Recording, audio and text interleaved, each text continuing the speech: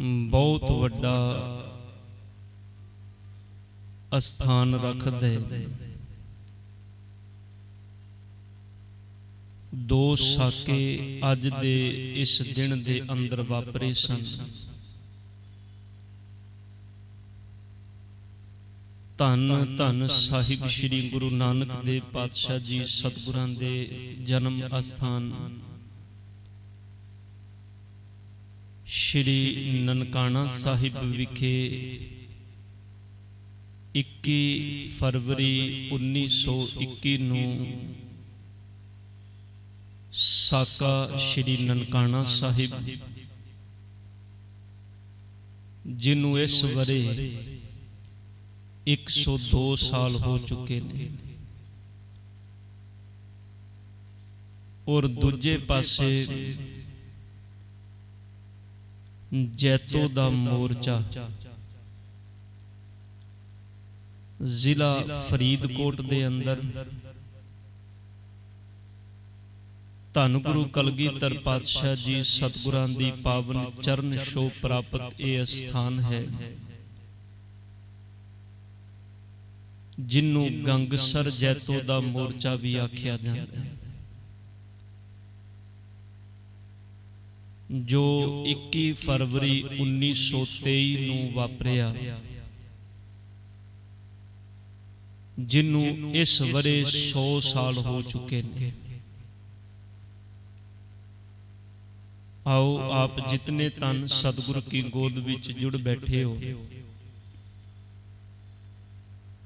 की कारण से इन्हां साकियां दे वापरन दा,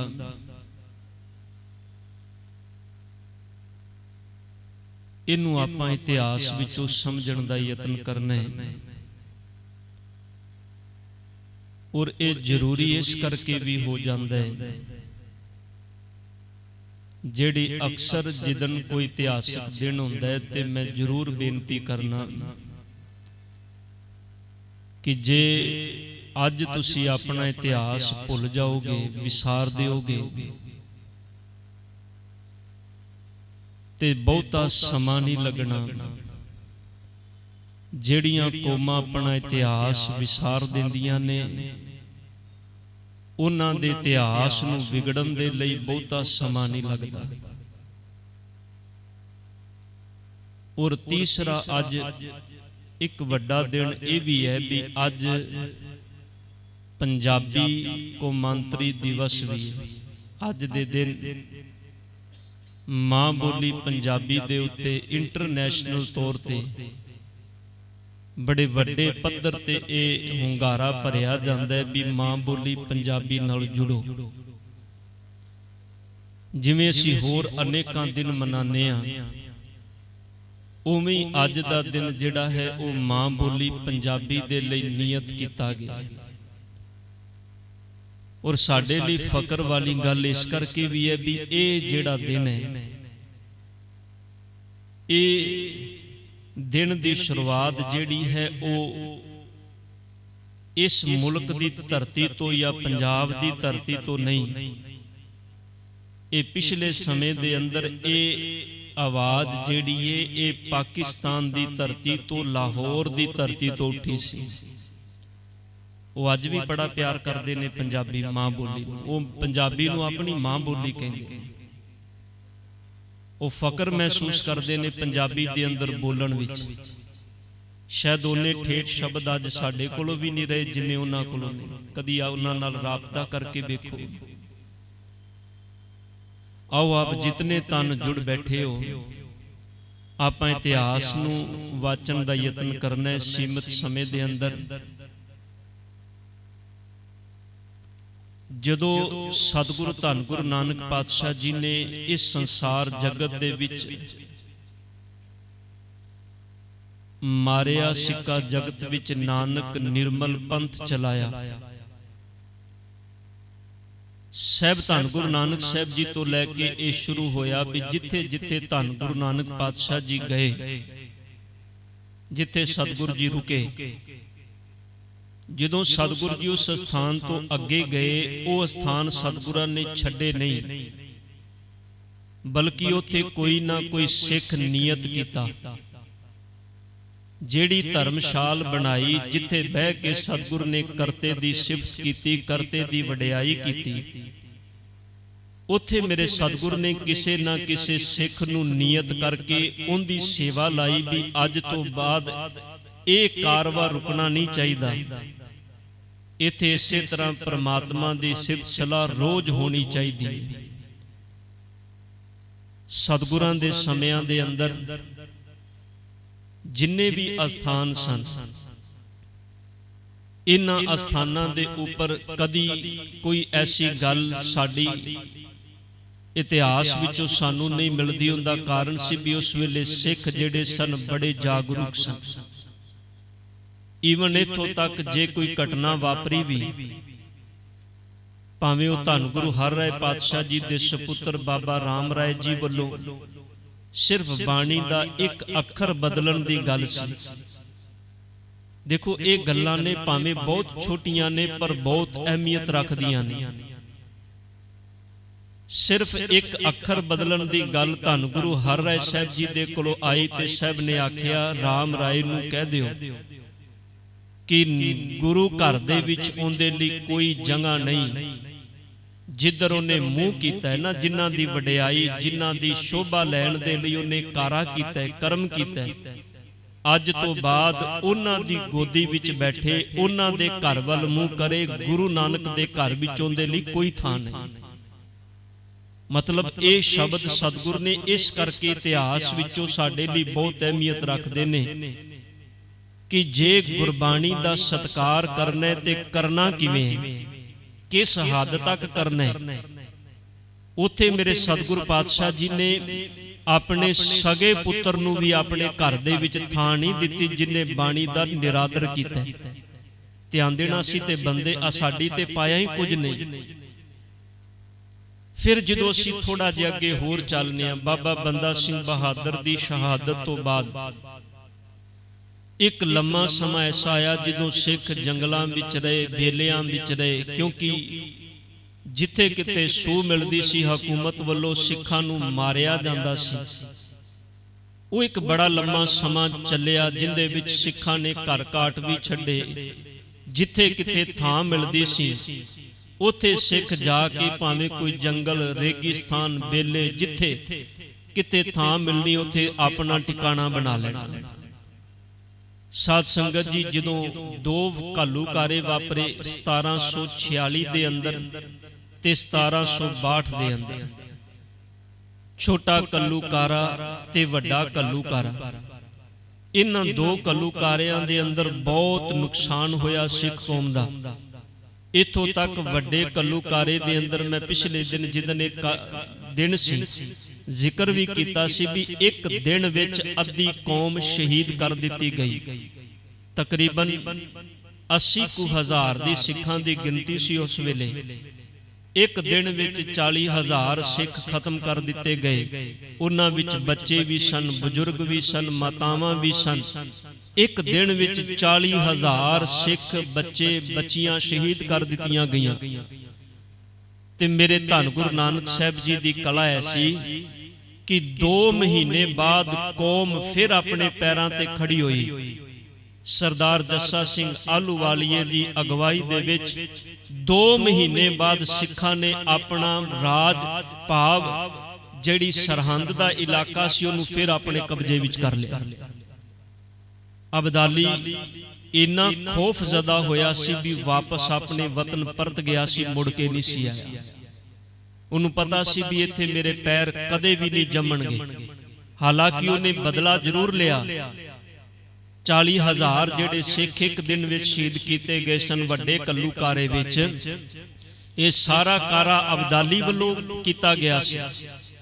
ਪਰ ਮੁੜ ਕੇ ਉਹ ਪੰਜਾਬ ਦੀ ਧਰਤੀ ਵੱਲ ਨਹੀਂ ਆਇਆ। ਇਸ ਤੋਂ ਬਾਅਦ ਇੱਕ ਲੰਮਾ ਸਮਾਂ ਸਿੱਖ ਗੁਰੂ ਘਰ ਜਿਹੜੇ ਨੇ ਉਹ ਜਾਂ ਤੇ ਜਿਹੜੇ ਸਤਿਗੁਰੂ ਗੁਰੂ ਰਾਮਦਾਸ ਸਾਹਿਬ ਜੀ ਤੋਂ ਪ੍ਰਥਾ ਚੱਲੀ ਸੀ, ਮਸੰਦ ਪ੍ਰਥਾ, ਮਸੰਦਾਂ ਦੇ ਹੱਥ ਵਿੱਚ। ਹਾਲਾਂਕਿ ਗੁਰੂ ਕਾਲ ਦੇ ਅੰਦਰ ਵੀ ਮਸੰਦ ਬੇਈਮਾਨ ਹੋਏ। ਧੰਨ ਗੁਰੂ ਗੋਬਿੰਦ ਸਿੰਘ ਪਾਤਸ਼ਾਹ ਜੀ ਨੇ ਦੇਹਰਾਦੂਨ ਦੀ ਧਰਤੀ ਤੇ ਥਾਂ ਹੈ ਜਿੱਥੇ ਸਤਿਗੁਰੂ ਪਾਤਸ਼ਾਹ ਜੀ ਨੇ ਇਹਨਾਂ ਨੂੰ ਫਿਰ ਸਜ਼ਾਵਾਂ ਵੀ ਦਿੱਤੀਆਂ ਸਨ। ਉੱਥੇ ਕਿਹਾ ਜਾਂਦਾ ਵੀ ਮਸੰਦਾਂ ਨੂੰ ਜਿਹੜੇ ਗੁਰੂ ਘਰ ਦੇ ਨਾਲ ਈਰਖਾ ਕਰਨ ਲੱਗੇ, ਜਿਹੜੇ ਗੁਰੂ ਘਰ ਦੇ ਵਿਰੋਧੀ ਹੋ ਗਏ, ਉਹਨਾਂ ਨੂੰ ਬੜੀਆਂ ਸਖਤ ਸਜ਼ਾਵਾਂ ਧੰਨ ਗੁਰੂ ਗੋਬਿੰਦ ਸਿੰਘ ਪਾਤਸ਼ਾਹ ਜੀ ਨੇ ਦਿੱਤੀਆਂ ਸਨ। ਅਸਲ ਵਿੱਚ ਇਹ ਇਸ ਕਰਕੇ ਸਨ ਵੀ ਗੁਰੂ ਘਰਾਂ ਦਾ ਪ੍ਰਬੰਧ ਸੰਭਾਲਿਆ ਜਾਏ। ਜਿਵੇਂ ਗੁਰੂ ਅਮਰਦਾਸ ਸਾਹਿਬ ਜੀ ਨੇ 52 ਪੀੜੇ ਲਾਗੂ ਕੀਤੇ, 22 ਮੰਜੀਆਂ ਸਥਾਪਿਤ ਕੀਤੀਆਂ। ਗੁਰੂ ਰਾਮਦਾਸ ਸਾਹਿਬ ਜੀ ਨੇ ਮਸੰਦ ਪ੍ਰਥਾ ਸ਼ੁਰੂ ਕੀਤੀ।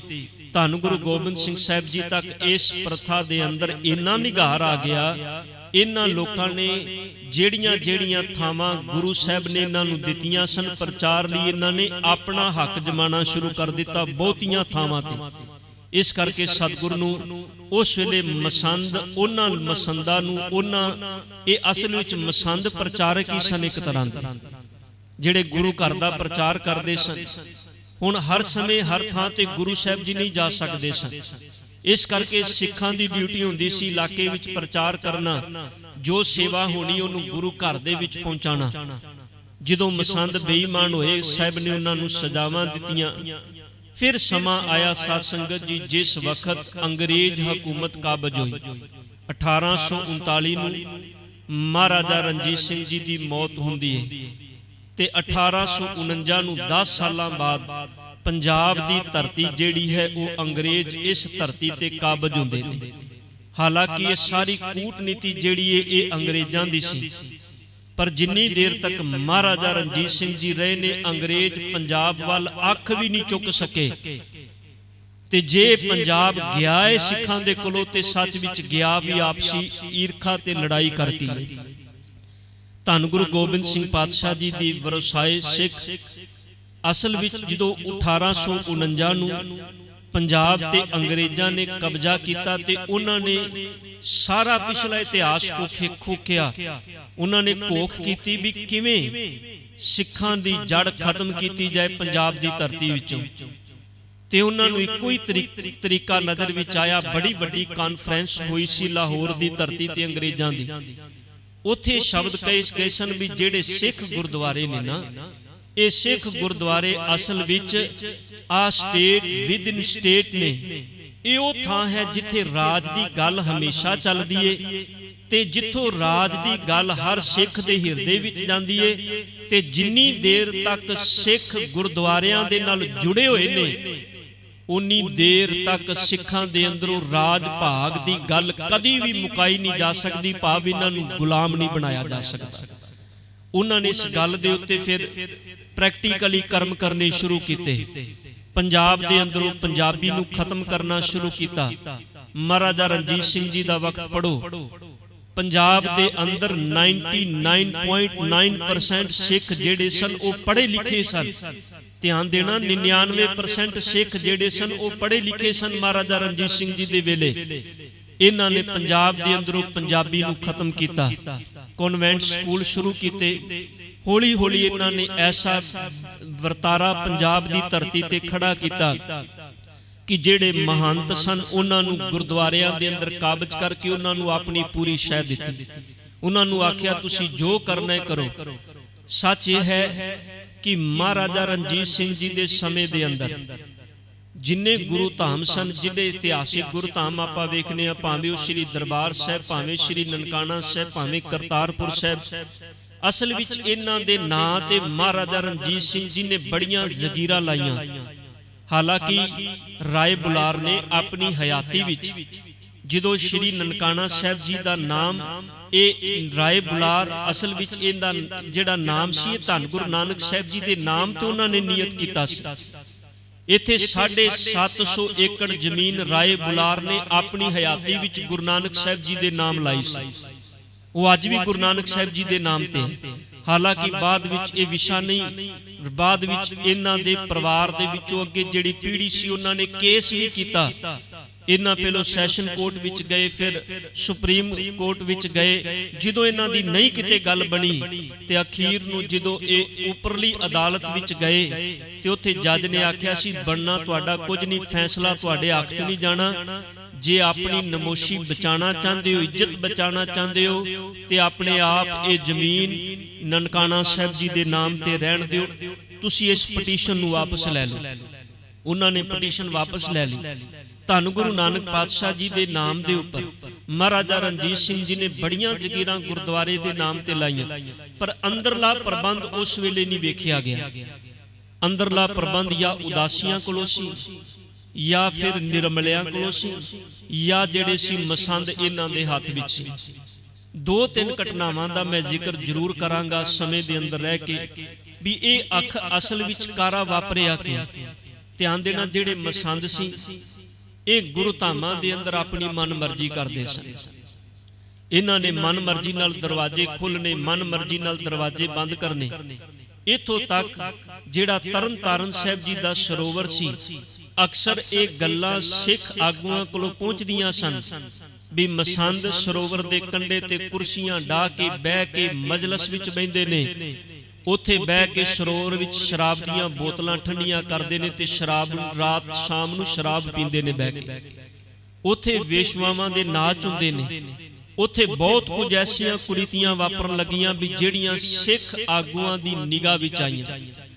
ਅਸਲ ਵਿੱਚ ਇਹ ਵਾਪਰਿਆ ਜਿੱਥੋਂ ਸ਼ੁਰੂ ਹੋਇਆ। ਸਭ ਤੋਂ ਪਹਿਲਾਂ ਜਿਹੜਾ ਅਕਾਲ ਤਖਤ ਦਾ ਪ੍ਰਬੰਧ ਹੈ, ਇਹ ਸਭ ਤੋਂ ਪਹਿਲਾਂ ਸਿੱਖਾਂ ਨੇ ਆਪਣੇ ਹੱਥ ਵਿੱਚ ਸਨ 1918 ਵਿੱਚ ਲਿਆ। ਇੱਥੇ ਇੱਕ ਜਦੋਂ 1919 ਨੂੰ ਮਾਫ ਕਰਨਾ 1920 ਵਿੱਚ ਇਹ ਪ੍ਰਬੰਧ ਆਪਣੇ ਹੱਥ ਵਿੱਚ ਸਿੱਖਾਂ ਨੇ ਲਿਆ ਸੀ। 1919 ਨੂੰ ਜਲਿਆਂਵਾਲਾ ਬਾਗ ਦੇ ਅੰਦਰ ਜਿਹੜਾ ਕੁਝ ਵਾਪਰਿਆ ਸੀ, ਉਸ ਤੋਂ ਬਾਅਦ ਇੱਕ ਬੜੀ ਵੱਡੀ ਸਭਾ ਬੁਲਾਈ ਗਈ ਜਲਿਆਂਵਾਲੇ ਬਾਗ ਦੇ ਅੰਦਰ। ਇਸ ਥਾਂ ਤੇ ਫਿਰ ਬੜੇ ਲੋਕ ਇਕੱਠੇ ਹੋਏ। ਉਹਨਾਂ ਵਿੱਚੋਂ ਬੜਿਆਂ ਨੇ ਇੱਛਾ ਜ਼ਾਹਰ ਕੀਤੀ ਵੀ ਅਸੀਂ ਵੀ ਸਿੱਖ ਸੱਜਣੇ ਅੰਮ੍ਰਿਤ ਛਕਾਓ ਸਾਨੂੰ। ਉੱਥੇ ਅੰਮ੍ਰਿਤ ਸੰਚਾਰ ਕੀਤਾ ਗਿਆ, ਜਿਨ੍ਹਾਂ ਵਿੱਚੋਂ ਬਹੁਤੇ ਰਮਦਾਸੀਏ ਸਨ। ਉਹਨਾਂ ਅੰਮ੍ਰਿਤ ਛਕਿਆ ਤੇ ਦੇਗ ਤਿਆਰ ਕਰਕੇ ਸਰਦਾਰ ਕਰਤਾਰ ਸਿੰਘ ਝੱਬਰ ਦੀ ਅਗਵਾਈ ਵਿੱਚ ਇਹ ਸਿੱਖ ਦਰਬਾਰ ਸਾਹਿਬ ਗਏ। ਅਕਾਲ ਜਦੋਂ ਦਰਬਾਰ ਸਾਹਿਬ ਜਾ ਕੇ ਇਹਨਾਂ ਨੇ ਪੁਜਾਰੀਆਂ ਨੂੰ ਆਖਿਆ ਵੀ ਇਹਨਾਂ ਨੇ ਅੰਮ੍ਰਿਤ ਛਕਿਆ, ਇਹਨਾਂ ਦੀ ਅਰਦਾਸ ਕਰੋ। ਉਹਨਾਂ ਨੇ ਆਖਿਆ ਵੀ ਇਹ ਰਮਦਾਸੀਏ ਨੇ, ਨੀਵੀਂ ਜਾਤ ਦੇ ਨੇ, ਇਹਨਾਂ ਦੀ ਅਰਦਾਸ ਨਹੀਂ ਹੋਏਗੀ। ਕਰਤਾਰ ਸਿੰਘ ਝੱਬਰ ਉਹਨਾਂ ਨੇ ਆਖਿਆ ਵੀ ਕਮਾਲ ਦੀ ਗੱਲ ਏ, ਅੰਮ੍ਰਿਤ ਛਕ ਲਿਆ ਇਹਨਾਂ ਨੇ, ਇਹਨਾਂ ਦੀ ਜਾਤ ਪਾਤ ਖਤਮ ਹੋ ਗਈ ਏ, ਇਹ ਗੁਰੂ ਨਾਨਕ ਦੇ ਸਿੱਖ ਬਣ ਗਏ ਨੇ, ਗੁਰੂ ਗੋਬਿੰਦ ਸਿੰਘ ਜੀ ਦੇ ਬੱਚੇ ਨੇ, ਪਿਤਾ ਇਹਨਾਂ ਦਾ ਗੁਰੂ ਗੋਬਿੰਦ ਸਿੰਘ ਜੀ, ਮਾਂ ਇਹਨਾਂ ਦੀ ਸਾਹਿਬ ਕੌਰ ਏ। ਤੁਸੀਂ ਕਿਵੇਂ ਕਹਿੰਦੇ ਹੋ ਵੀ ਇਹ ਰਮਦਾਸੀਏ ਨੇ? ਨਹੀਂ, ਇਹਨਾਂ ਦੀ ਅਰਦਾਸ ਤੁਹਾਨੂੰ ਕਰਨੀ ਪਏਗੀ।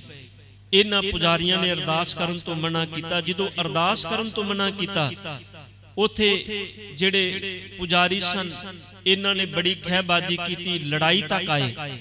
ਕਰਤਾਰ ਸਿੰਘ ਜੀ ਨੇ ਆਖਿਆ ਵੀ ਨਹੀਂ, ਜੇ ਲੜਨਾ ਨਹੀਂ ਆਪਾਂ ਇੱਥੇ, ਆਪਾਂ ਇੱਕ ਗੱਲ ਦਾ ਫੈਸਲਾ ਕਰਨੇ ਆ, ਨਾ ਤੁਹਾਡੀ ਗੱਲ ਨਾ ਸਾਡੀ ਗੱਲ। ਆਪਾਂ ਗੁਰੂ ਗ੍ਰੰਥ ਸਾਹਿਬ ਪਾਤਸ਼ਾਹ ਜੀ ਦੀ ਛਤਰ ਛਾਇਆ ਵਿੱਚ ਜਾਂਦੇ ਆ, ਅਰਦਾਸ ਕਰਨੇ ਆ, ਸਤਿਗੁਰਾਂ ਦਾ ਹੁਕਮ ਲੈਨੇ ਆ। ਜੋ ਸਤਿਗੁਰੂ ਜੀ ਹੁਕਮ ਵਿੱਚ ਕਹਿਣਗੇ ਉਹ ਤੁਹਾਨੂੰ ਵੀ ਮੰਨਣਾ ਪਏਗਾ, ਸਾਨੂੰ ਵੀ ਮੰਨਣਾ ਪਏਗਾ। ਧਿਆਨ ਦੇਣਾ, ਇਤਿਹਾਸਿਕ ਬਚਨ ਨੇ। ਅਸੀਂ ਕਈ ਵਾਰੀ ਜਦੋਂ ਗੁਰਦੁਆਰੇ ਵਿੱਚ ਬੈਠੇ ਆ, ਬੱਚੇ ਦਾ ਆਨੰਦ ਕਾਰਜ ਹੋਵੇ, ਖੁਸ਼ੀ ਦਾ ਪ੍ਰੋਗਰਾਮ ਹੋਵੇ, ਤੇ ਜੇ ਕਿਤੇ ਹੁਕਮਨਾਮਾ ਐਸਾ ਆ ਜਾਏ, ਜੋ ਨਰ ਦੁੱਖ ਮੈਂ ਦੁੱਖ ਨਹੀਂ ਮਾਨੈ, ਸੁਖ ਸਨੇਹ ਅਰ ਭੈ ਨਹੀਂ ਜਾ ਕੇ ਕੰਚਨ ਮਾਟੀ ਮਾਨੈ, ਜਾਂ ਕੋਈ ਹੋਰ ਐਸਾ ਹੁਕਮਨਾਮਾ ਆ ਜਾਏ, ਸੱਚ ਵਿੱਚ ਬਹੁਤੇ ਲੋਕਾਂ ਦੇ ਮੂੰਹ ਬਣ ਜਾਂਦੇ ਨੇ ਵੀ ਹੁਕਮਨਾਮਾ ਕਿਹੋ ਜਿਹਾ ਆ ਗਿਆ। ਸੱਚ ਇਹ ਹੈ ਵੀ ਅਸੀਂ ਚਾਹੁੰਦੇ ਹਾਂ ਹੁਕਮ ਵੀ ਗੁਰੂ ਦਾ ਸਾਡੀ ਮਰਜ਼ੀ ਅਨੁਸਾਰ ਆਵੇ। ਉੱਥੇ ਫਿਰ ਅਰਦਾਸ ਕੀਤੀ ਗਈ। ਅਰਦਾਸ ਕਰਨ ਤੋਂ ਬਾਅਦ ਹੁਕਮਨਾਮਾ ਲਿਆ ਗਿਆ ਤੇ ਹੁਕਮਨਾਮਾ ਆਇਆ, ਨਿਗੁਣਿਆਂ ਨੂੰ ਆਪੇ ਬਖਸ਼ ਲਏ। ਧੰਨ ਗੁਰੂ ਅਰਜੁਨ ਦੇ ਧੰਨ ਗੁਰੂ ਅਮਰਦਾਸ ਸਾਹਿਬ ਜੀ ਦਾ ਪਾਵਨ ਹੁਕਮ ਆਇਆ।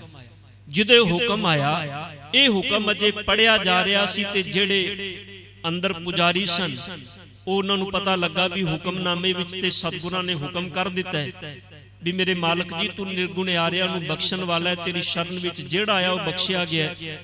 ਇਹ ਦਰਬਾਰ ਸਾਹਿਬ ਜੀ ਤੋਂ ਨਿਕਲ ਕੇ ਅਕਾਲ ਤਖਤ ਵੱਲ ਚਲੇ ਗਏ।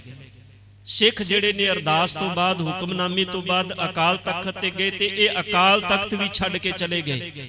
ਉੱਥੇ ਫਿਰ ਕਰਤਾਰ ਸਿੰਘ ਝੱਬਰ ਦੀ ਅਗਵਾਈ ਦੇ ਵਿੱਚ ਸਰਦਾਰ ਤੇਜਾ ਸਿੰਘ ਜੀ ਨੂੰ ਉਹਨਾਂ ਨੂੰ ਪ੍ਰਧਾਨ ਬਣਾ ਕੇ ਇਹ ਸਾਰਾ ਪ੍ਰਬੰਧ ਜਿਹੜਾ ਹੈ ਅਕਾਲ ਤਖਤ ਦਾ ਉਹਨਾਂ ਨੂੰ ਦਿੱਤਾ ਗਿਆ। ਅਕਾਲ ਤਖਤ ਵਿੱਚ ਪੁਜਾਰੀ ਇਸ ਤਰ੍ਹਾਂ ਨਿਕਲ ਗਏ। ਇਸ ਤੋਂ ਬਾਅਦ ਜਿਹੜੀ ਘਟਨਾ ਵਾਪਰੀ ਉਹ ਸੀ ਤਰਨ ਤਾਰਨ ਦੇ ਅੰਦਰ। ਤਰਨ ਤਾਰਨ ਦੇ ਅੰਦਰ ਕਈ ਐਸੀਆਂ ਘਟਨਾਵਾਂ ਸਿੱਖਾਂ ਦੇ ਸਾਹਮਣੇ ਆਈਆਂ। ਇੱਥੇ ਇੱਕ ਸਿੱਖ ਸੀ ਜਿੰਦਾ ਨਾਮ ਸੀ ਸਰਦਾਰ ਭਾਈ ਸੰਤ ਸਿੰਘ ਜੀ। ਇਹ ਗੁਰੂ ਘਰ ਦਾ ਕੀਰਤਨੀਆ ਸੀ। ਇਹਨੇ ਜਿਹੜੇ ਅੰਦਰ ਪੁਜਾਰੀ ਸਨ ਉਹਨਾਂ ਨੇ ਇੱਕ ਗੱਲ ਕਹੀ ਸੀ ਵੀ ਦਰਬਾਰ ਸਾਹਿਬ ਦੇ ਅੰਦਰ, ਭਾਵ ਜਿਹੜਾ ਤਰਨ ਤਾਰਨ ਸਾਹਿਬ ਜੀ ਦਾ ਸਰੋਵਰ ਹੈ ਜਾਂ ਦਰਬਾਰ ਸਾਹਿਬ ਹੈ, ਇਹਦੇ ਕੰਢੇ ਤੇ ਸਰੋਵਰ ਦੇ ਦਰਬਾਰ ਸਾਹਿਬ ਦੇ ਅੰਦਰ ਕੋਈ ਗੁਰਬਾਣੀ ਦੀ ਵਿਚਾਰ ਜਾਂ ਅੰਮ੍ਰਿਤ ਦੀ ਗੱਲ ਨਹੀਂ ਕੀਤੀ ਜਾਏਗੀ। ਇਸ ਤੇ ਬੜੀ ਪਾਬੰਦੀ ਲਾਈ ਗਈ ਉਹਨਾਂ ਵੱਲੋਂ, ਨਾ ਅੰਮ੍ਰਿਤ ਦੀ ਗੱਲ ਹੋਏਗੀ ਨਾ ਕੋਈ ਛਕੇਗਾ। ਨੀਤੀ ਸੀ ਇਹ ਸਰਕਾਰ ਦੀ। ਇਸੇ ਕਰਕੇ ਤੇ ਉਹਨਾਂ ਨੇ ਨਾ ਮਹੰਤਾਂ ਨੂੰ ਗੁਰਦੁਆਰਿਆਂ ਦੇ ਅੰਦਰ ਬਿਠਾਇਆ ਸੀ। ਭਾਈ ਸਾਹਿਬ ਭਾਈ ਸੰਤ ਸਿੰਘ ਜੀ ਗੁਰੂ ਘਰ ਦੇ ਕੀਰਤਨੀਏ ਸਨ। ਇਹਨਾਂ ਨੇ ਇੱਕ ਦਿਨ ਸ਼ਾਮ ਨੂੰ ਇੱਥੇ ਪਾਤਸ਼ਾਹ ਜੀ ਦਾ ਪੁਰਬ ਸੀ ਤੇ ਸੰਗਤ ਬੜੀ ਜੁੜੀ ਤੇ ਇਹਨਾਂ ਨੇ ਤਕਰੀਰ ਕੀਤੀ। ਤਕਰੀਰ ਕਰਦਿਆਂ ਇਹਨਾਂ ਨੇ ਆਖਿਆ ਵੀ ਅੰਮ੍ਰਿਤ ਛਕੋ, ਬਾਣੀ ਪੜੋ, ਗੁਰੂ ਵਾਲੇ ਬਣੋ। ਮਹੰਤਾਂ ਨੂੰ ਇਹ ਗੱਲ ਚੰਗੀ ਨਾ ਲੱਗੀ। ਭਾਈ ਸਾਹਿਬ ਭਾਈ ਸੰਤ ਸਿੰਘ ਜੀ ਆਪਣੇ ਪਰਿਵਾਰ ਸਮੇਤ ਇਸ ਗੁਰੂ ਘਰ ਦੇ ਵਿੱਚ ਆਏ ਹੋਏ ਸਨ। ਸ਼ਾਮ ਦਾ ਵਕਤ, ਇਹਨਾਂ ਦਾ 8 ਸਾਲ ਦਾ ਬੱਚਾ ਤੇ 13 ਸਾਲ ਦੀ ਇਹਨਾਂ ਦੀ ਧੀ ਸੀ। ਇਹ ਦੋਨੋਂ ਸਰੋਵਰ ਦੇ ਕੰਢੇ ਤੇ ਜਾ ਰਹੇ ਸਨ ਤੇ ਮਹੰਤਾਂ ਨੇ ਈਰਖਾ ਵਿੱਚ ਆ ਕੇ ਇਹਦੇ 8 ਸਾਲ ਦੇ ਬੱਚੇ ਦੇ ਢਿੱਡ ਦੇ ਨਾਲ ਪੱਥਰ ਬੰਨ੍ਹ ਕੇ ਉਹਨੂੰ ਸਰੋਵਰ ਵਿੱਚ ਸੱਟ ਦਿੱਤਾ। ਉਹਦੀ ਮੌਤ ਹੋਈ। ਇਹਦੀ 13 ਸਾਲ ਦੀ ਬੱਚੀ ਦੀ ਪੱਤ ਲੁੱਟੀ ਤੇ ਸੰਤ ਸਿੰਘ ਜੀ ਨੂੰ, ਜਿਹਨੂੰ ਉਹਨੂੰ ਸ਼ਹੀਦ ਕੀਤਾ ਗਿਆ, ਜਦੋਂ ਇਹ ਗੱਲ ਇਹਦੀ ਮਾਤਾ ਨੂੰ ਪਤਾ ਲੱਗੀ ਤੇ ਉਹ ਰੋਂਦੀ ਕੁਰਲਾਂਦੀ ਦਰਬਾਰ ਸਾਹਿਬ ਅਕਾਲ ਤਖਤ ਤੇ ਪਹੁੰਚ ਗਈ। ਉਹਨੇ ਸਿੱਖਾਂ ਨੂੰ ਬੜੀਆਂ ਗੱਲਾਂ ਕੀਤੀਆਂ ਵੀ ਤੁਸੀਂ ਤੇ ਲੋਕਾਂ ਦੀ ਪੱਤ ਬਚਾਉਂਦੇ ਸੋ, ਤੁਹਾਡਾ ਆਪਣੇ ਗੁਰੂ ਘਰਾਂ ਦੇ ਅੰਦਰ ਇਹ ਸਭ ਕੁਝ ਵਾਪਰਦਾ ਪਿਆ। ਇਹ ਇੱਥੇ ਇੱਕ ਘਟਨਾ ਹੋਰ ਜਿਹੜੀ ਨਨਕਾਣਾ ਸਾਹਿਬ ਜੀ ਦੇ ਅੰਦਰ ਵਾਪਰੀ ਸੀ, ਉਹ ਵੀ ਸਿੱਖਾਂ ਦੇ ਸਾਹਮਣੇ ਆਈ। ਉਹ ਘਟਨਾ ਦਾ ਜ਼ਿਕਰ ਮੈਂ ਜਦੋਂ ਨਨਕਾਣਾ ਸਾਹਿਬ ਵੱਲ ਆਵਾਂਗੇ ਆਪਾਂ ਤਾਂ ਕਰਾਂਗੇ। ਇੱਥੇ ਜਦੋਂ ਸਿੱਖਾਂ ਨੂੰ ਪਤਾ ਲੱਗਾ, ਇਹਨਾਂ ਨੇ ਆਖਿਆ ਵੀ ਹੁਣ ਪਾਣੀ ਸਿਰ ਤੋਂ ਲੰਘ ਗਿਆ। ਇਹਨਾਂ ਸ਼ਾਮ ਨੂੰ ਟ੍ਰੇਨ ਫੜੀ ਤੇ ਰਾਤ ਸ਼ਾਮ ਦਰਬਾਰ ਸਾਹਿਬ ਜੀ ਤੋਂ ਤਰਨ ਤਾਰਨ ਸਾਹਿਬ ਪਹੁੰਚ ਗਏ। ਇਹ ਸਾਰਾ ਜਥਾ ਜਿਹੜਾ, ਉਹਦੇ ਚੋਂ ਕਰਤਾਰ ਸਿੰਘ ਚੱਬਰ, ਉਹਦੇ ਚੋਂ ਜਿੰਨੇ ਵੀ ਤੇਜਾ ਸਿੰਘ ਲੈਲਪੁਰੀਆ, ਸਾਰੇ ਜਿੰਨੇ ਆਗੂ ਸਨ, ਮਾਸਟਰ ਤਾਰਾ ਸਿੰਘ, ਇਹ ਦਰਬਾਰ ਸਾਹਿਬ ਪਹੁੰਚ ਗਏ, ਪਾਵਨ ਤਰਨ ਤਾਰਨ ਸਾਹਿਬ ਦੀ ਧਰਤੀ ਤੇ। ਇੱਥੇ ਇਹਨਾਂ ਨੇ ਜਦੋਂ ਆਏ, ਜਿਹੜੇ ਇੱਥੇ ਮਸੰਦ ਸਨ, ਉਹਨਾਂ ਨੇ ਵੇਖਿਆ ਵੀ ਸਿੱਖ ਆ ਗਏ ਨੇ, ਆਗੂ ਆ ਗਏ ਨੇ ਤੇ ਹੁਣ ਕੋਈ ਨਾ ਕੋਈ ਘਟਨਾ, ਇਹ ਪ੍ਰਬੰਧ ਦੀ ਗੱਲ ਕਰਨਗੇ ਜ਼ਰੂਰ। ਇਹਨਾਂ ਨੇ ਆਖਿਆ ਵੀ ਅਸੀਂ ਤੁਹਾਡੇ ਕੋਲੋਂ ਗੁਰੂ ਘਰ ਦਾ ਪ੍ਰਬੰਧ ਲੈਣ ਆਏ ਆ ਤੇ ਅਸੀਂ ਨਹੀਂ ਚਾਹੁੰਦੇ ਵੀ ਇੱਥੇ ਕੋਈ ਝਗੜਾ ਹੋਵੇ, ਕੋਈ ਲੜਾਈ ਹੋਵੇ। ਅਸੀਂ ਅਰਦਾਸ ਕਰਕੇ ਆਏ ਵੀ ਨਾ ਅਸੀਂ ਕੋਈ ਝਗੜਾ ਚਾਹੁੰਦੇ ਆ, ਅਸੀਂ ਚਾਹੁੰਦੇ ਆ ਵੀ ਇਹ ਪ੍ਰਬੰਧ ਤੁਸੀਂ ਸਾਨੂੰ ਦੇ ਦਿਓ।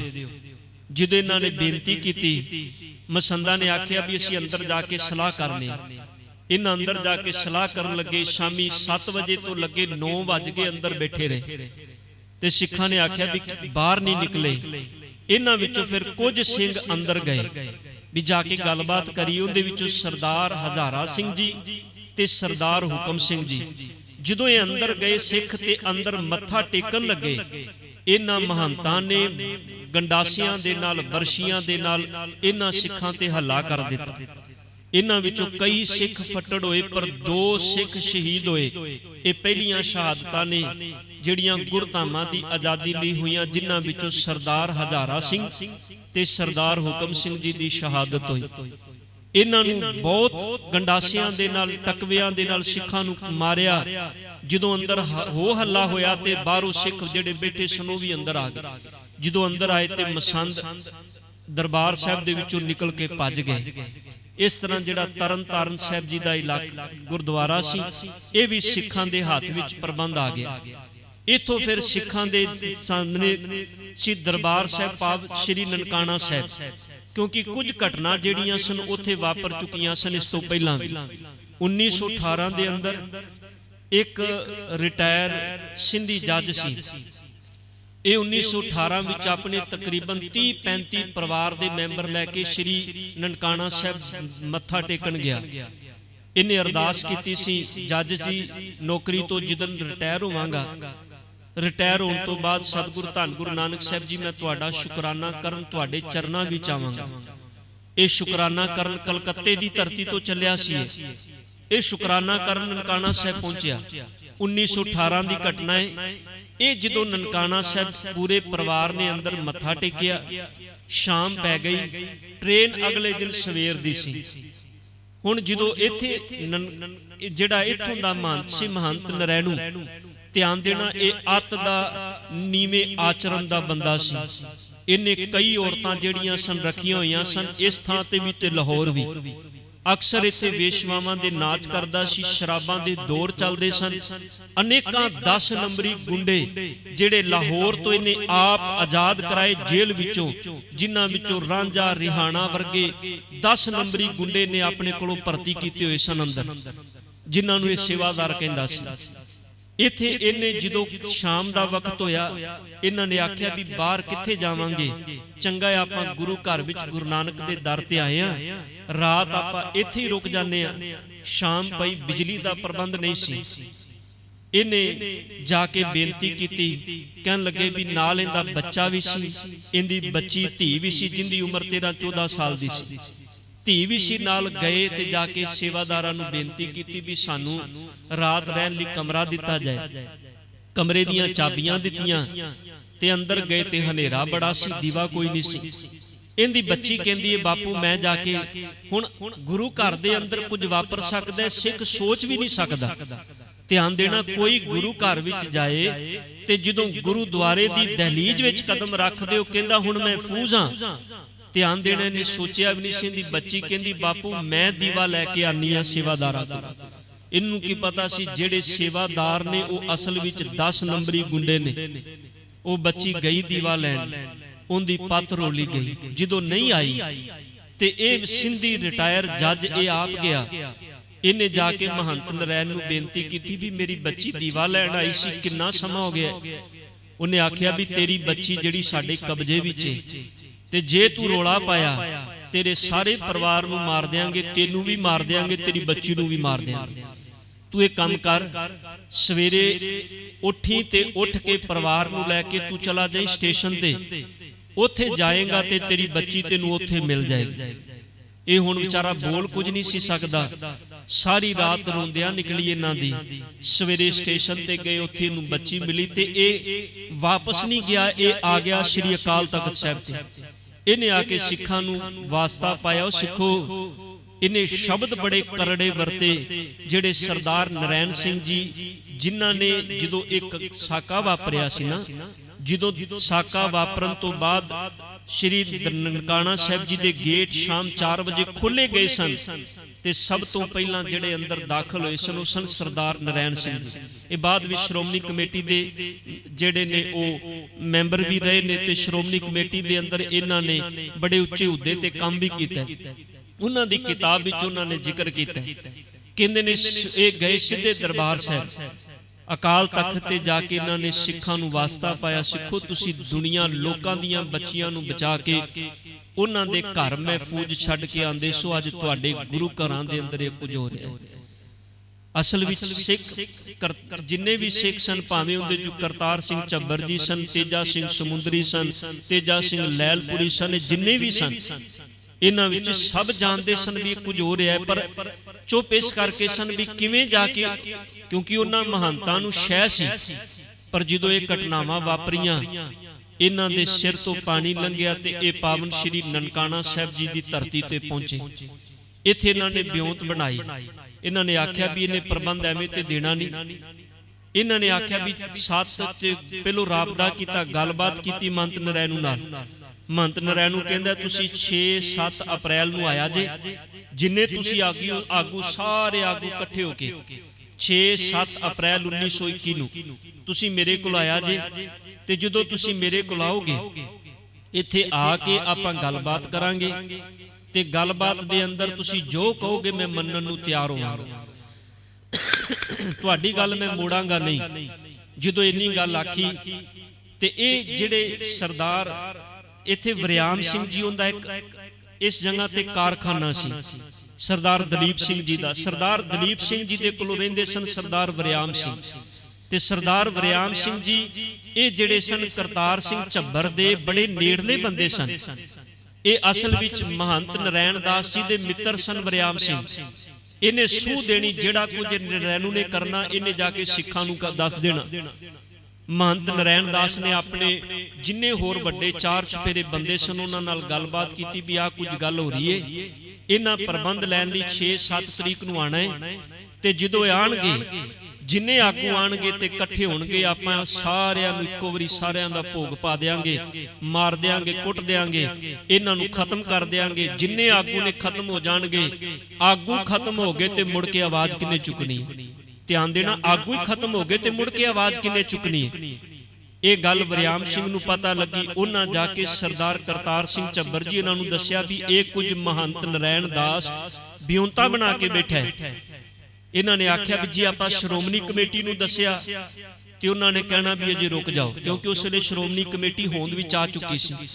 ਜੇ ਆਪਾਂ ਸ਼੍ਰੋਮਣੀ ਕਮੇਟੀ ਨੂੰ ਦੱਸਿਆ ਤੇ ਉਹਨਾਂ ਨੇ ਸਾਨੂੰ ਰੋਕਣਾ ਹੈ। ਸ਼੍ਰੋਮਣੀ ਕਮੇਟੀ ਦੇ ਸਭ ਤੋਂ ਵੱਡੇ ਆਗੂ ਉਸ ਵੇਲੇ ਸਨ ਸਰਦਾਰ ਮਾਸਟਰ ਤਾਰਾ ਸਿੰਘ ਜੀ, ਤੇਜਾ ਸਿੰਘ ਸਮੁੰਦਰੀ, ਇਹ ਸਭ ਤੋਂ ਵੱਡੇ ਜਿਹੜੇ ਆਗੂ ਸਨ ਉਸ ਵੇਲੇ। ਤੇ ਇਹਨਾਂ ਨੇ ਆਪਸ ਵਿੱਚ ਬਿਉਂਤ ਬਣਾਈ। ਉਹਦੇ ਵਿੱਚ ਸਰਦਾਰ ਕਰਤਾਰ ਸਿੰਘ ਝੱਬਰ, ਸਰਦਾਰ ਤੇਜਾ ਸਿੰਘ ਲੈਲਪੁਰੀਆ, ਇਹਨਾਂ ਨੇ ਆਪਸ ਵਿੱਚ ਸਰਦਾਰ ਲਛਮਣ ਸਿੰਘ ਧਾਰੋਵਾਲ, ਇਹਨਾਂ ਸਾਰਿਆਂ ਨੇ ਆਪਸ ਵਿੱਚ ਸਲਾਹ ਕੀਤੀ ਵੀ ਹੁਣ ਆਪਾਂ ਜਦੋਂ 18 ਤੇ 19 ਤਰੀਕ ਨੂੰ, ਆ ਜਿਹੜੀ ਫਰਵਰੀ ਦੀ 18-19 ਤਰੀਕ ਲੰਘੀ, ਇਹ 18-19 ਤਰੀਕ ਨੂੰ ਮਹੰਤ ਨਰੈਣ ਦਾਸ ਨੇ ਇੱਕ ਕਾਨਫਰੰਸ ਲਈ ਲਾਹੌਰ ਜਾਣਾ ਹੈ। ਉਹਨੇ 18 ਤਰੀਕ ਨੂੰ ਸ਼ਾਮ ਨੂੰ ਰੇਲ ਗੱਡੀ ਤੇ ਬੈਠਣਾ ਹੈ ਤੇ ਆਪਾਂ 18 ਤਰੀਕ ਨੂੰ ਆਪਣੇ ਜਥੇ ਤਿਆਰ ਕਰਕੇ 19 ਤਰੀਕ ਨੂੰ ਆਪਾਂ ਪਹੁੰਚਣਾ ਹੈ ਨਨਕਾਣਾ ਸਾਹਿਬ ਤੇ 20 ਤਰੀਕ ਨੂੰ ਆਪਾਂ ਉੱਥੇ ਆਪਣਾ ਕਬਜ਼ਾ ਲੈ ਲੈਣਾ। ਇਹਨੇ ਹੋਣਾ ਕੋਈ ਨਹੀਂ ਤੇ ਆਪਾਂ ਸ੍ਰੀ ਨਨਕਾਣਾ ਸਾਹਿਬ ਆਪਣੇ ਕਬਜ਼ੇ ਵਿੱਚ ਲੈ ਲਵਾਂਗੇ। ਮਹੰਤ ਨਰੈਣ ਦਾਸ 18 ਤਰੀਕ ਨੂੰ ਆਪਣੇ ਆਸ਼ੀਆਨੇ ਵਿੱਚੋਂ ਨਿਕਲਿਆ, ਸ੍ਰੀ ਨਨਕਾਣਾ ਸਾਹਿਬ ਜੀ ਤੋਂ ਨਿਕਲਿਆ। ਇਹ ਪਹੁੰਚਿਆ ਰੇਲ ਗੱਡੀ ਸਟੇਸ਼ਨ ਤੇ, ਰੇਲ ਗੱਡੀ ਤੇ ਬੈਠਣ ਲਈ। ਇੱਥੇ ਇਧਰੋਂ ਸਿੱਖਾਂ ਨੇ 3 ਜਥੇ ਬਣਾਏ ਸਨ। ਸਰਦਾਰ ਜਿਹੜੇ ਤੇਜਾ ਸਿੰਘ ਜੀ ਲੈਲਪੁਰੀਆ, ਉਹਨਾਂ ਨੇ ਆਪਣਾ ਜਥਾ ਆਪਣੇ ਪਿੰਡ ਤੋਂ ਲੈ ਕੇ ਨਿਕਲਣਾ ਸੀ। ਸਰਦਾਰ ਲਛਮਣ ਸਿੰਘ ਧਾਰੋਵਾਲ, ਉਹਨਾਂ ਨੇ ਆਪਣਾ ਜਥਾ ਆਪਣੇ ਪਿੰਡ ਤੋਂ ਲੈ ਕੇ ਨਿਕਲਣਾ ਸੀ। ਤੇ ਸਰਦਾਰ ਕਰਤਾਰ ਸਿੰਘ ਝੱਬਰ ਜੀ, ਉਹਨਾਂ ਨੇ ਆਪਣੇ ਪਿੰਡ ਤੋਂ ਆਪਣਾ ਜਥਾ ਲੈ ਕੇ ਨਿਕਲਣਾ ਸੀ। ਇਹਨਾਂ ਨੇ ਜਥਿਆਂ ਨੇ ਇੱਕੋ ਜਗ੍ਹਾ ਤੇ ਆ ਕੇ ਨਨਕਾਣਾ ਸਾਹਿਬ ਜੀ ਤੋਂ ਬਾਹਰ ਥੋੜੀ ਦੂਰੀ ਤੇ, ਜਿੱਥੇ ਸਰਦਾਰ ਦਲੀਪ ਸਿੰਘ ਜੀ ਦਾ ਕਾਰਖਾਨਾ ਸੀ ਉਹਦੇ ਨਾਲ ਜਗ੍ਹਾ ਸੀ, ਉੱਥੇ ਇਹਨਾਂ ਨੇ ਮਿਲਣਾ ਸੀ। ਇਹ ਇਧਰੋਂ ਜਿਹੜੀ ਸ਼੍ਰੋਮਣੀ ਕਮੇਟੀ ਨੂੰ ਉਹਨੂੰ ਅੰਦਰ ਖਬਰ ਮਿਲ ਗਈ ਵੀ ਸਿੱਖ ਆਪਸ ਵਿੱਚ ਬਿਉਂਤ ਬਣਾ ਕੇ ਬੈਠੇ ਨੇ, ਇਹ 3 ਜਥੇ ਜਾਣਗੇ।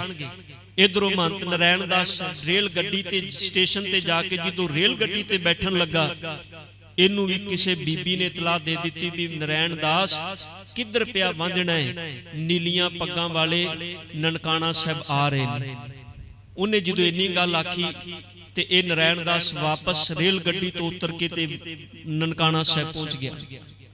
ਇਹਨੇ ਆਪਣੇ ਗੁੰਡੇ ਫਿਰ ਇਕੱਠੇ ਕਰ ਲਏ, ਸਾਰੇ ਪ੍ਰਬੰਧ ਕਰ ਲਏ, ਗੰਡਾਸੇ, ਟਕੂਏ, ਤੇਲ ਮਿੱਟੀ ਦਾ ਸਭ ਕੁਝ ਇਹਨੇ ਪ੍ਰਬੰਧ ਕਰ ਲਿਆ।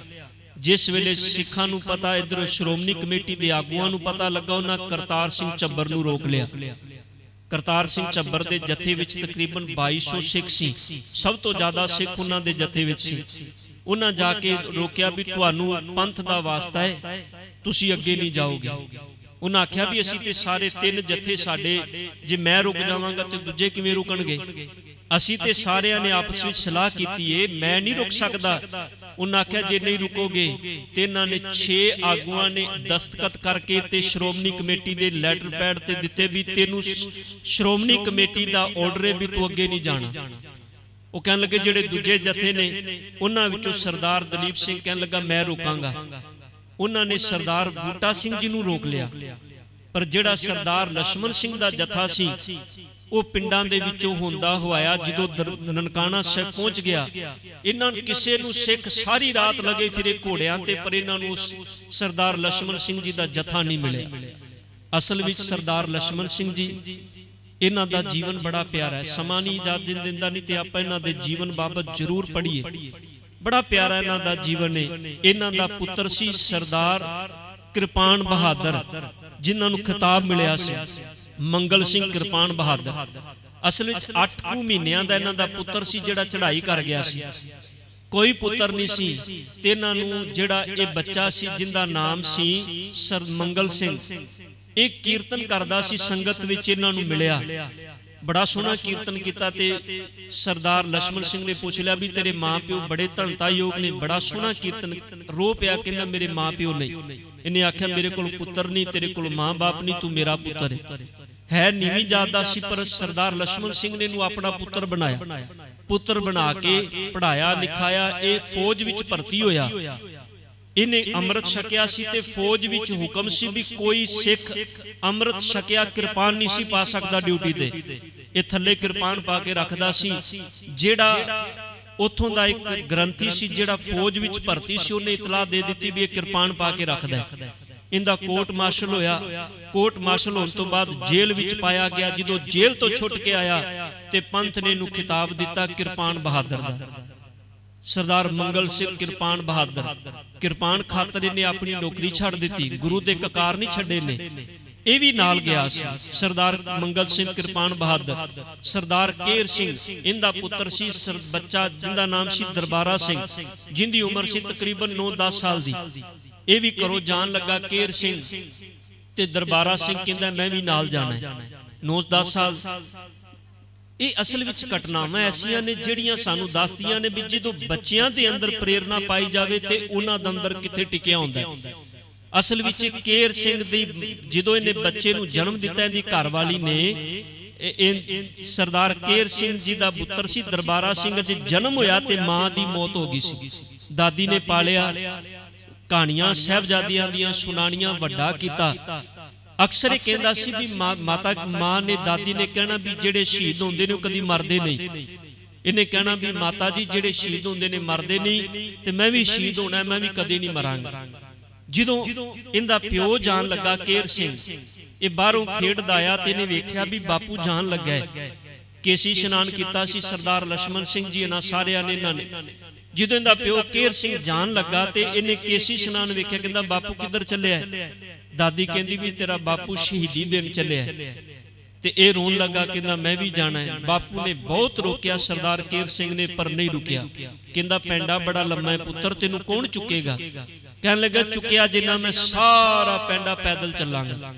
ਧਿਆਨ ਦੇਣਾ, ਅਸੀਂ ਸਾਹਿਬਜ਼ਾਦਿਆਂ ਦਾ ਜ਼ਿਕਰ ਕਰਨੇ ਆ। 7 ਤੇ 9 ਸਾਲ ਦੀ ਉਮਰ। ਸਰਦਾਰ ਦਰਬਾਰਾ ਸਿੰਘ ਜੀ ਦਾ ਸਿਦਕ ਸੱਚ ਵਿੱਚ ਥੋੜਾ ਨਹੀਂ ਸੀ। 8 ਸਾਲ 9 ਸਾਲ ਦੀ ਉਮਰ ਵਿੱਚ ਕਹਿੰਦਾ ਮੈਂ ਪੈਦਲ ਜਾਵਾਂਗਾ। ਬਾਪੂ ਦਾ ਪੱਲਾ ਨਹੀਂ ਛੱਡਿਆ ਇਹਨੇ, ਪੈਦਲ ਚੱਲ ਕੇ ਪਹੁੰਚਿਆ ਦਰਬਾਰ ਸਾਹਿਬ ਸ੍ਰੀ ਨਨਕਾਣਾ ਸਾਹਿਬ। ਇਧਰੋਂ ਜਦੋਂ ਜਥਾ ਸਰਦਾਰ ਲక్ష్మణ ਸਿੰਘ ਦਾ ਇੱਥੇ ਪਹੁੰਚਿਆ, ਸਿੱਖ ਸਾਰੀ ਰਾਤ ਲਗੇ ਫਿਰੇ ਪਰ ਲక్ష్మణ ਸਿੰਘ ਦਾ ਜਥਾ ਇਹਨਾਂ ਨੂੰ ਮਿਲਿਆ ਨਹੀਂ। ਅੰਮ੍ਰਿਤ ਵੇਲੇ ਜਥਾ ਅੰਦਰ ਦਾਖਲ ਹੋਇਆ। ਗੁਰਦੁਆਰੇ ਦੇ ਅੰਦਰ ਪਹੁੰਚ ਕੇ ਸਰਦਾਰ ਲక్ష్మణ ਸਿੰਘ ਜੀ ਗੁਰੂ ਗ੍ਰੰਥ ਸਾਹਿਬ ਜੀ ਦੀ ਤਾਬਿਆ ਬਹਿ ਗਏ। ਪਾਵਨ ਸ਼੍ਰੀ ਆਸਾ ਦੀ ਵਾਰ ਦਾ ਕੀਰਤਨ ਸ਼ੁਰੂ ਕਰ ਦਿੱਤਾ ਜੀ ਇਹਨਾਂ ਨੇ। ਸਭ ਤੋਂ ਪਹਿਲੀ ਗੋਲੀ ਜਦੋਂ ਦਰਵਾਜ਼ੇ ਖੋਲੇ ਸਰਦਾਰ ਦਲੀਪ ਸਿੰਘ ਜੀ ਨੂੰ ਵੱਜੀ ਸੀ। ਇਹ ਸਰਦਾਰ ਦਲੀਪ ਸਿੰਘ ਜੀ ਉਹ ਨਹੀਂ ਜਿੰਦਾ ਕਾਰਖਾਨਾ ਸੀ, ਇਹ ਸਰਦਾਰ ਦਲੀਪ ਸਿੰਘ ਜੀ ਦੂਜੇ ਸਨ। ਜਦੋਂ ਪਹਿਲੀ ਗੋਲੀ ਚੱਲੀ ਤੇ ਉਹਨਾਂ ਨੂੰ ਵੱਜੀ, ਫਿਰ ਇਸ ਤੋਂ ਬਾਅਦ ਸਰਦਾਰ ਲక్ష్మణ ਸਿੰਘ ਜੀ ਗੁਰੂ ਦੀ ਤਾਬਿਆ ਤੇ ਬੈਠੇ ਸਨ। ਤਾਬਿਆ ਤੇ ਬੈਠੇ ਭਾਈ ਲక్ష్మణ ਸਿੰਘ ਜੀ ਤੇ ਗੋਲੀਆਂ ਚਲਾਈਆਂ ਗਈਆਂ। ਉਹਨਾਂ ਨੇ ਗੁਰੂ ਗ੍ਰੰਥ ਸਾਹਿਬ ਜੀ ਨੂੰ ਅੱਗੋਂ ਕੇ ਜੱਫਾ ਪਾ ਲਿਆ। ਉਹਨਾਂ ਦੀਆਂ ਦੋਵੇਂ ਬਾਹਾਂ ਛਲਣੀ ਹੋ ਗਈਆਂ ਸਨ ਗੋਲੀਆਂ ਨਾਲ। ਧੰਨ ਗੁਰੂ ਗ੍ਰੰਥ ਸਾਹਿਬ ਜੀ ਦੇ ਅੰਗ ਨੂੰ ਜਿਹੜੀ ਗੋਲੀ ਵੱਜੀ, ਜਿੱਥੋਂ ਮਹਾਰਾਜ ਦਾ ਪ੍ਰਕਾਸ਼ ਸੀ, ਉਹ ਅੱਜ ਵੀ ਤੁਸੀਂ ਪਾਵਨ ਅਕਾਲ ਤਖਤ ਤੇ ਗੁਰੂ ਗ੍ਰੰਥ ਸਾਹਿਬ ਜੀ ਦਾ ਅਕਸਰ ਉਸ ਪਾਤਸ਼ਾਹ ਸਾਹਿਬ ਗੁਰੂ ਗ੍ਰੰਥ ਸਾਹਿਬ ਜੀ ਦਾ ਪ੍ਰਕਾਸ਼ ਕੀਤਾ ਜਾਂਦਾ ਸੰਗਤਾਂ ਦੇ ਦਰਸ਼ਨਾਂ ਲਈ। ਉਹ ਸਰੂਪ ਅੱਜ ਵੀ ਪੰਥ ਦੇ ਕੋਲੋਂ ਹੈ। ਸਰਦਾਰ ਲక్ష్మణ ਸਿੰਘ ਜੀ ਦਾ ਖੂਨ ਵੀ ਜਦੋਂ ਵੱਜੀ ਗੋਲੀ ਤੇ ਉਹਦੇ ਤੇ ਲੱਗਾ ਸੀ, ਉਹ ਖੂਨ ਵੀ ਮੌਜੂਦ ਹੈ ਅੱਜ ਵੀ। ਸਰਦਾਰ ਲక్ష్మణ ਸਿੰਘ ਜੀ ਵੈਸੇ ਉਹਨਾਂ ਦੀ ਮੌਤ ਉੱਥੇ ਹੋ ਗਈ ਸੀ, ਸ਼ਹੀਦੀ ਉੱਥੇ ਹੋ ਗਈ ਸੀ, ਪਰ ਬਾਅਦ ਵਿੱਚ ਉਹਨਾਂ ਨੂੰ ਕੇਸਾਂ ਤੋਂ ਫੜ ਕੇ ਜੰਡ ਨਾਲ ਬੰਨ੍ਹ ਕੇ ਉਹਨਾਂ ਨੂੰ ਅੱਗ ਲਾ ਕੇ ਸ਼ਹੀਦ ਕੀਤਾ ਗਿਆ ਸੀ। ਇੱਥੇ ਫਿਰ ਇਹਦੇ ਜਿਹੜੇ 10 ਨੰਬਰੀ ਗੁੰਡੇ ਸਨਮਾਨਤ ਨਰੈਣ ਦਾਸ ਆਪ ਘੋੜੇ ਤੇ ਚੜ ਕੇ ਅੰਦਰ ਦਾਖਲ ਹੋਇਆ ਤੇ ਆਰਡਰ ਕਰਦਾ ਰਿਹਾ, ਹੁਕਮ ਕਰਦਾ ਰਿਹਾ। ਸਿੱਖਾਂ ਨੇ ਕਿਸੇ ਨੇ ਅੱਗੋਂ ਕੋਈ ਨਾ ਕੋਈ ਸ਼ਸਤਰ ਚਲਾਇਆ, ਨਾ ਕੋਈ ਗੱਲਬਾਤ, ਲੜਾਈ ਨਹੀਂ ਕੀਤੀ ਅੱਗੋਂ, ਕਿਉਂਕਿ ਸਿਦਕ ਪਹਿਲੀ ਗੁਰੂ ਚਰਨਾਂ ਵਿੱਚ ਅਰਦਾਸ ਕਰਕੇ ਆਏ ਸਨ ਵੀ ਸਤਿਗੁਰ ਅੰਦਰ ਦਾਖਲ ਹੋਣ ਤੋਂ ਬਾਅਦ ਅਸੀਂ ਹੱਥ ਨਹੀਂ ਚੁੱਕਾਂਗੇ ਬਿਲਕੁਲ ਵੀ।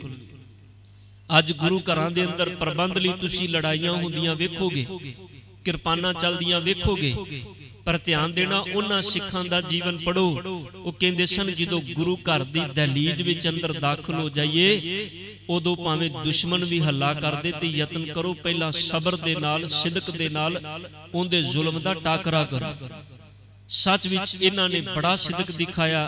इहदे गुंडियां ने टकुवियां दे नाल, बरशियां दे नाल कुछ नहीं वेखिया। सारे सिख जिन्ने सन उन्हां नूं सवेरे 6 बजे तो लैके ते शाम 3 बजे तक ये अंदर इन्हां ने जो कुछ किया सच विच इतिहास दे परे है वो बयान करन तो भी। ये सरदार नारायण सिंह ने जिक्र किया, कहंदे जदों दरवाजे खुले ना ते अंदर दाखिल होए सिख, ते जिन्हां ने वेख्या वो वेख के सच विच कईयां दे अंदर इन्ने घबराए सन भी वो रोक नहीं सके अंदर वेख के एक मिनट भी।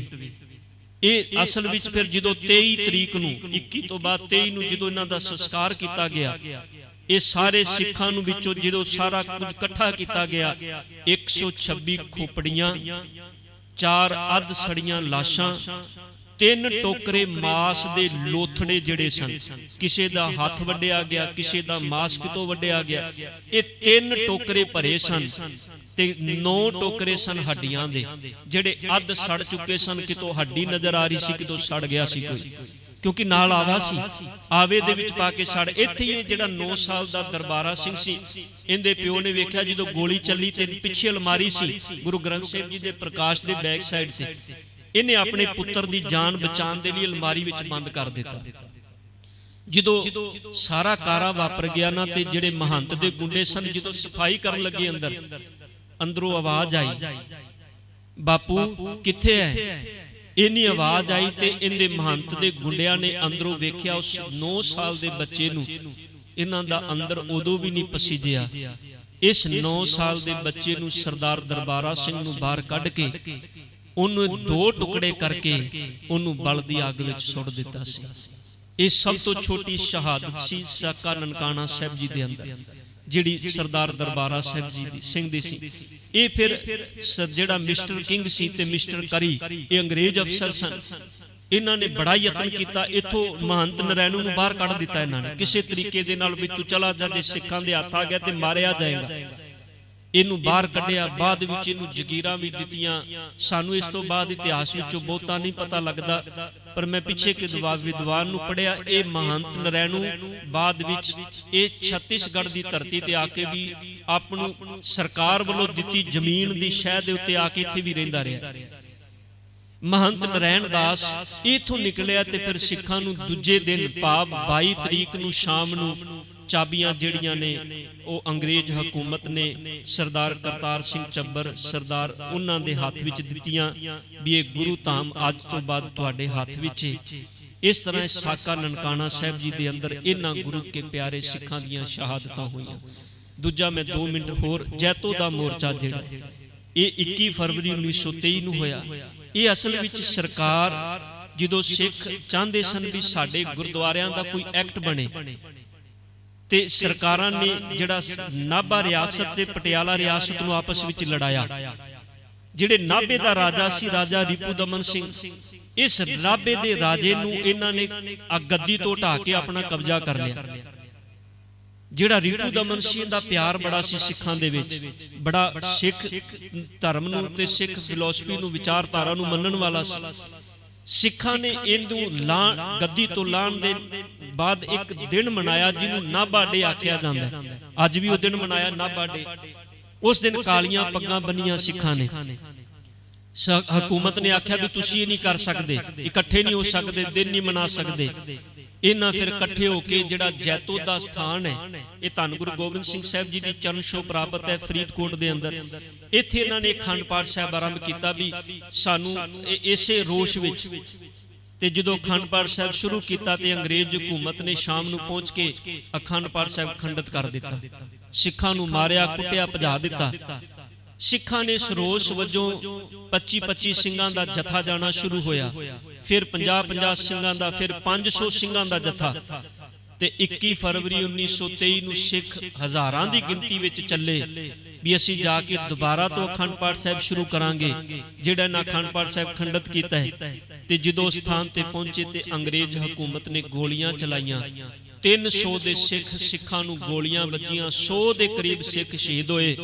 200 दे सिख करीब ऐसे सन जिहड़ा फट्टड़ होए, जिन्हां नूं चोटां लगियां या गोलियां लगियां बाद विच ठीक होए, पर उस दिन भी इस दिन तो बाद इस कार्य तो बाद फिर सिखां ने अंदर जाके अखंड पाठ साहब आरंभ किया। ते इस तो बाद फिर 1925 ਨੂੰ अंग्रेज हकूमत ਨੂੰ फिर गुरुद्वारा सुधार एक्ट जिहड़ा गुरुद्वारियां दे उपर भी सिख जिहड़े ने काबज होणगे, वो एक एक्ट तैयार किया गया जिंदे अंदर जो कुछ सिखां दे आगुआं ने कहा गया सी उहदे विच नियत किया गया, भाव अज तो बाद कोई महंत जिहड़ा है वो गुरुद्वारियां दे अंदर काबज नहीं होएगा, पूर्ण गुर मर्यादा गुरु घरां दे अंदर लागू होएगी। सो इस तरह जिहड़ा है जैतो दा मोर्चा जिहड़ा है 1923 की फरवरी ਨੂੰ ਵਾਪਰਿਆ। और तीसरा साध संगत जी अज जिहड़ा है वो पंजाबी कौमांतरी दिवस माँ बोली का दिन है। सो यतन करिए अज दे दिन अपने मन विच ये प्रेरणा विश्वास बनाइए कि घरां दे अंदर वध तो वध बच्चियां नाल पंजाबी बोलीए, पंजाबी विच गलबात करिए ताकि उन्होंने माँ बोली नाल उन्हां दा प्यार बने। क्योंकि साडे घरां विच अक्सर ये हालात ने, आपां दूजियां दी की करिए, मैं अपनी गल